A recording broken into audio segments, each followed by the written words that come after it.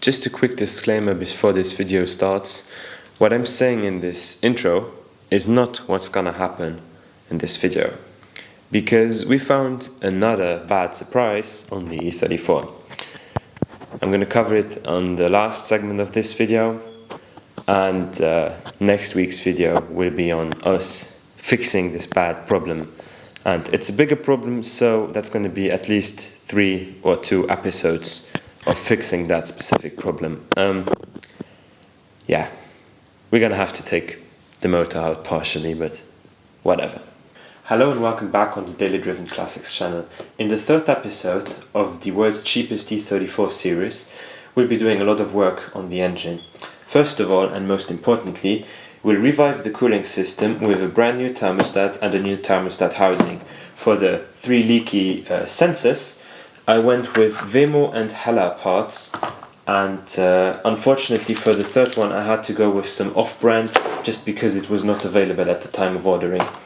I went with 2 cheap auxiliary belts, one for the climate system and one for the engine auxiliary system. Furthermore, we have 3 new engine pulleys and 1 pulley for the climate system.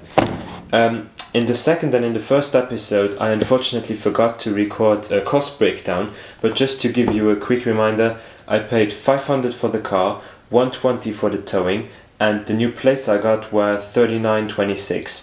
In this episode, I spent $46.47 on the 3 pulleys, I spent $7.96 on the engine auxiliary belt, and $4.48 on the climate belt. The coolant system parts, specifically the thermostat and the thermostat housing, averaged to $16.07, and the 3 sensors went to $34.14. That brings the total of the budget to $869.47. Just as a small information, all those numbers are in euros, but just to make it more relatable for the American friends, I just said dollars and whatever. I've already spent more money on the car, but those parts are still in storage, and I have not yet gotten around to installing these. I hope to get this car running and driving at the end of this episode. I just have to register it, and then there will be the first driving video in the next episode. If everything goes to plan, I just hope it works out. The only bigger expense that I have coming up is the tires and the wheel combo that I'll be settling for. And I have not yet found something that fits the budget. First thing we're gonna do in this episode is reinstall the thermostat housing and the thermostat, and then change the 3 temperature sensors, because as we are approaching the winter, the weather is getting worse and worse, and it starts to rain more often. So I don't necessarily want to be wrenching outside every single time. And yeah, first thing we're gonna do is rethread the threads in the cylinder head, because the old bolts were kind of mangled, and I specifically bought some new hardware for this job. So I don't know how well I can film this, so I'll just have to experiment with the camera angle, but I hope it picks up well on camera. Let's go!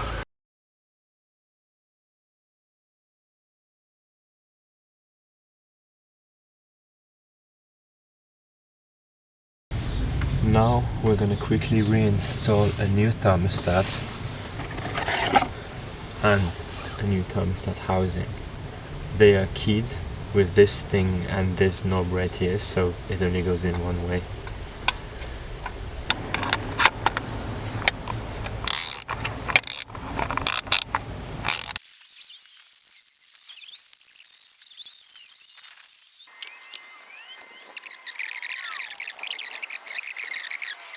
I don't know how well that whole sequence picked up on camera, but on the thermostat housing I now reinstalled it.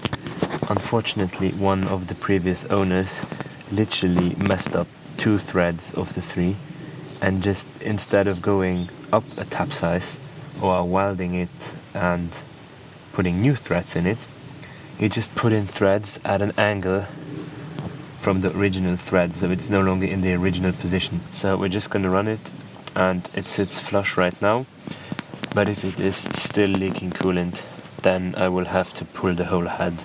Now onto the 3 sensors. This socket is a size 21, and this is the only size 21 wrench I have, so I just hope it works. I just loosened all 3 fuel lines and bent them a bit to get them out of the way. And now I'm going to try and remove the broken sensor. The electrical harness is obstructing my way, so I'm gonna have to loosen the nut. That was surprisingly easy.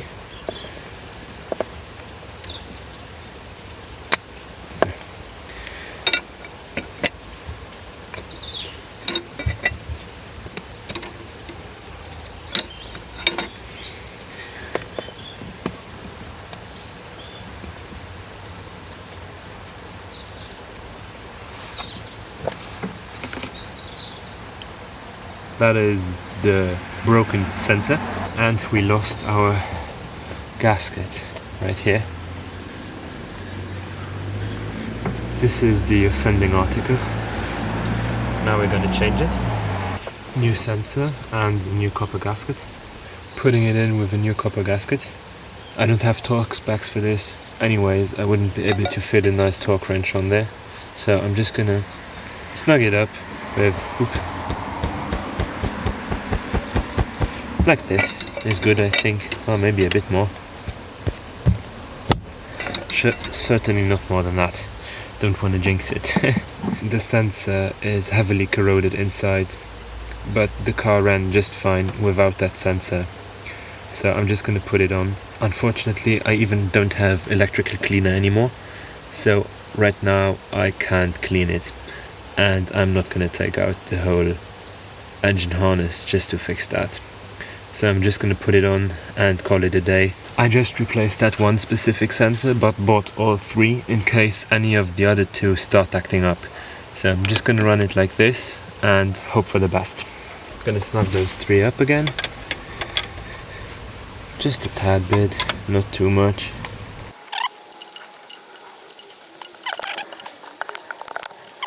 Now we're filling the cooling system again. And I just hope it holds the water, because if I have to repair the threads in the block, or just buy another block in the head, or buy a new head, I'm in for some trouble, because I don't have my own shop. I'm still living with my parents, and I'm just doing what I can. And that is definitely something that is outside of my reach when it comes to where I'm working at, or with what I'm working. So that's going to be... I just hope it holds, that's all I'm trying to say.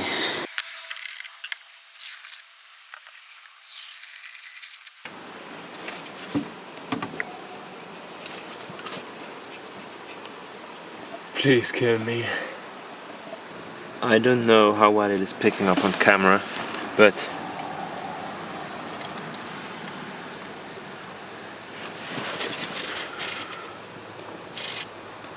yeah. You can see the water running. So the repair was unsuccessful because yet again the previous owner has botched a repair completely, and therefore you can't reinstall the part in the correct manner. And this is bad, like real bad. To sum it up, if you don't already know what the discovery means, it means that this head has to be taken off and to be repaired, or to see if it is repairable, because on the GoPro it didn't pick it up all the way, but those threads were like messed up. Turns out that you can even botch a repair more than what I've discussed in the previous video. This one's going to be a very short one because I can't do anything right now. Next up on the order of business is getting the car inside, taking off the head, changing the head gasket, planing the head, and seeing if the threads for the thermostat housing are repairable. This car has officially now reached money pit status, because it was supposed to be a quick project to get a reliable daily, but unfortunately it has now moved into the ranks of just throw money at it. And while in there, this is a bit out of my comfort zone, just because of the lack of facilities I have. I've changed one head gasket before. That was on my Golf 2. That was really easy because there was no chain, there was no like complicated timing bits that you have to keep in mind, and it's an older car, so it's going to be a lot easier. But yeah, now I have to order parts, see when I can do what, and it's probably going to take some time to figure out what the game plan is for now, but I'll keep you guys posted. Thanks for watching, see you in the next one.